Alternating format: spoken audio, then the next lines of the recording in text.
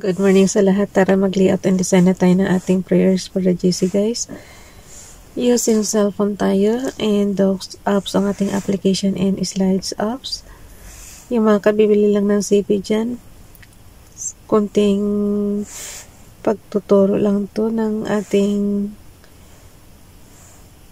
paggawa ng documents or parang ano rin kasi siya guys, katumbas rin siya halos sa Microsoft Word, yung Docs app, tsaka Slides app naman is katumbas rin niya na Microsoft PowerPoint. So, pag-aralan na natin. Kaya lang ang mga pinapasok ko rito is puro prayers. Ginagawa ko rito puro prayers. So, 25. Pero kayo kung anong gusto niyo, pang calling card niyo or ano, yun. Bahala kayo kung anong kung anong document ang gagawin nyo dito. So, ako, ito prayers ang ginawa natin. 25 December 2023. Merry Christmas sa lahat. Lalo na sa mga bata ngayon. Nawa maging masaya kayo lahat. Kasi para sa kanila talaga yung Christmas, guys. So, nandito na tayo sa okay, 25 December 2023, naka-type na yan from Family GC. Yung mga gustong sumali sa Family GC, guys, pakikontak yung aming founder, Harry Vidal Cruz, or yung mga admins, co-founder Muti, admins Roger Pakatang, Eileen Samorin, Aiki Akma, Sarah Bolinga, Nani Elsas America, at ang inyong lingkod, Ralph Bayan Pagbubulogs. Basahin ko lang yung mga prayers natin muna. Dito muna tayo kay Princess Diane Channel.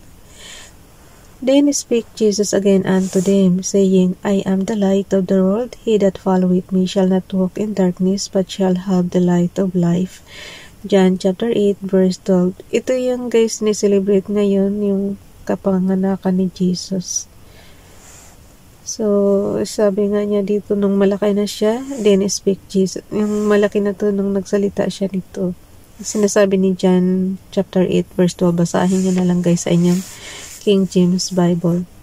Then spake Jesus again unto them, saying, I am the light of the world. He that followeth me shall not walk in darkness, but shall have the light of life. Kasi guys, tinuturo niya yung ni Father God. Kaya kung sundin mo talaga, para din si Moses, diba? Tinuturo yung mga sinasabi ni Father God sa sangkatauhan. Para lahat ng is nasa liwanag tayo, hindi tayo sa kadiliman na puro makasalanan. Ganun lang yun, guys. Gumawa ng mabuti. Dito naman sa Hebrews Bible natin. Ito. Maganda talaga to guys. Sakto sa Pasko. Yeshaya, Isaiah chapter 9, verse 6. 5. For unto us a child is born, unto us Ben is given, and the Mishra dominion shall be upon his shoulder, and his name shall be called Pele, Wonderful, Youth's Counselor, El-Gibor, Mighty Gidi, Abiad, Everlasting Father, Sar Shalom, Prince of Peace. So, yung ipapanganak, ito yung hinihintay ng mga tiga Israel, guys, yung ipapanganak na magiging Prince of Peace. Tapos, Everlasting Father. So, ang natutunan dito is Sar Shalom, naka-open close parenthesis siya, Prince of Peace. Anahin ko nga guys, basahin ko nga sa Tagalog version para maintindihan natin mabuti. Kayo din, kung mayroon kayong mga Bible na ayon sa inyong lingwahe, buksan natin yung Isaiah chapter 9, verse 6. Sapagkat isinilang ang isang sanggol na lalaki para sa atin, ibibigay sa kanya ang pamamahala at siya ay tatawaging kahangahangang tagapayo, makapangyarihang Diyos, walang hanggang Ama, prinsipe ng kapayapaan. So yun, ito yung hinihintay talaga ng mga tiga Israel na darating. Sapagkat isinilang ang isang sanggol na lalaki para sa atin, ibibigay sa kanya ang pamamahala. So, ibibigay sa kanya ang pamamahala, guys. At siya ay tatawaging kahangahangang tagapayo, makapangyarihang Diyos, walang hanggang Ama, prinsipe ng kapayapaan. So, si Father God. Okay, ano na natin to? Ilagay na natin to sa ating... Ay, kuha muna tayo ng repost prayers para ano. Repost prayers. Punta muna tayo sa ating slides apps. Lipat tayo. Ganyan lang ha, yung dalawang application natin. Galing ka sa punta ka dito sa slides apps. Kailangan mabilis ang inyong internet connection. So, open natin yung, nako po. Kasi sabi ko lang na kailangan mabilis, na ikot lang siya. Parang tukso, edit slide tayo. Punta tayo sa number 25 slides.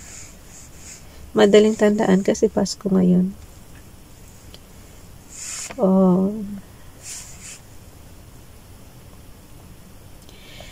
Kuhanin natin to lahat. Copy. And then, punta ulit tayo sa ating docs apps. Kung saan yung cursor nakalagay, yung nagbiblink na ayan, may blue na siya. Diyan nyo i-paste. Copy and paste lang yan. So, mayroon na tayong kinopya doon. Kopyahan ko pa yung isa. Mayroon pang isa eh.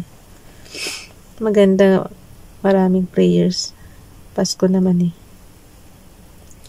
Tsaka guys, tugdagan nyo na lang to ng sarili nyong prayers. Pinaka-template lang to ha.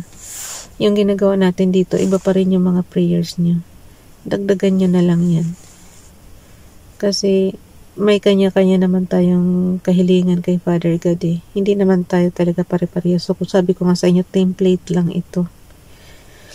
So, sundan nyo lang what happened.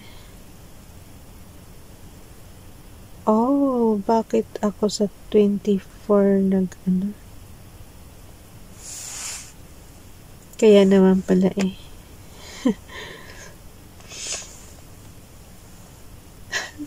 Nakakalito yung year 2022 tsaka year 2023 kasi di ba magkasunod yun? Isabi ko kukuha tayo ng prayers sa year 2022. Sa last year ba? So, i-copy na natin to. Kaya ako nagtaka bakit ako naligaw. Tinignan ko 2023 pala yung na-open ko. Kaya kailangan talaga guys, presence of mind din talaga pag-layout. Kasi kung hindi, ayan, mali-mali na. Pero mainam naman to. Madali nating maayos. I know. Hindi magpa-plus. I-paste nga natin yung kinapi natin. So, yan. Ito na. Mayroon na siya. Okay. Basahin na natin.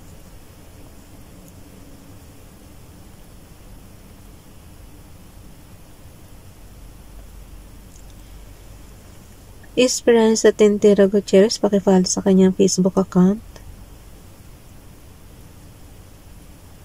Merry Christmas. Bakit, last year is 2022, diba? Pero nagiging 2023 na siya dito.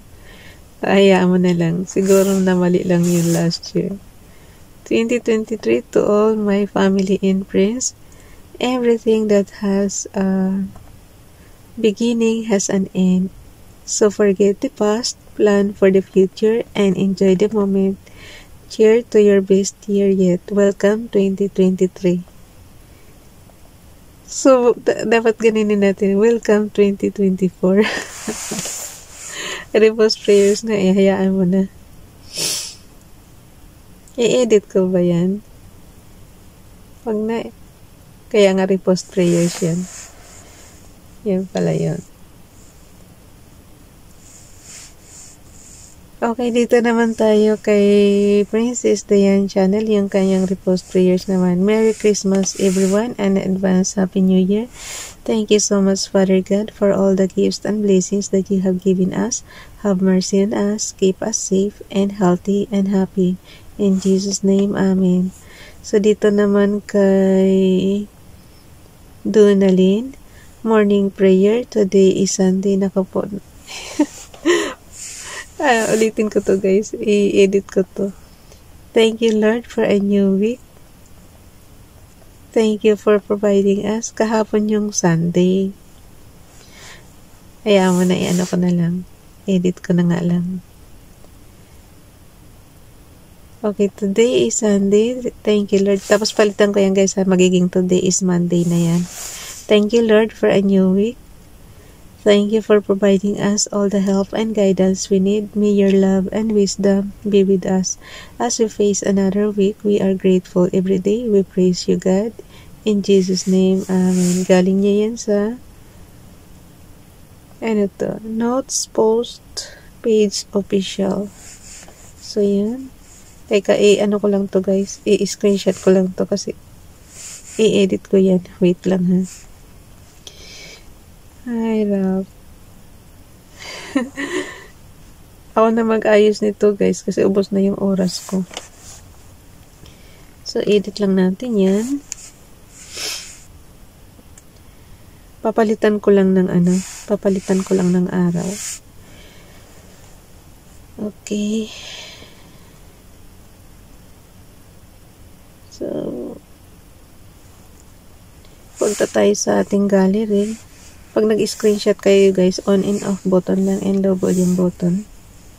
So, edit natin yan, crop. Tapos, burahin lang natin to mamaya. Wait lang, ha. Pag nag-i-edit ka pa naman is medyo mag-consume ng time. Kaya, pabayaan niya na ako guys na iputulin ko na lang tong video and then, mamaya ipasa ko, okay na siya. Kasi kahit wala namang nakatutok sa atin ng camera, ayusin na natin to mamaya. Okay. So, talaga naman sarap. Okay.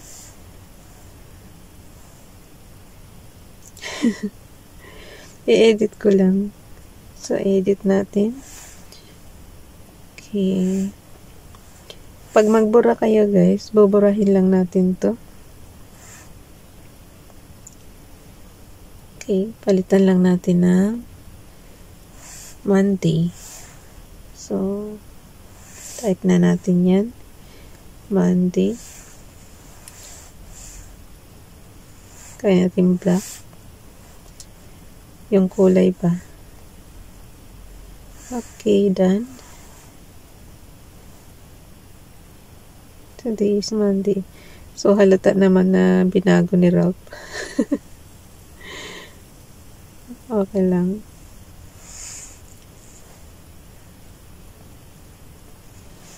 Bye everyone. God bless.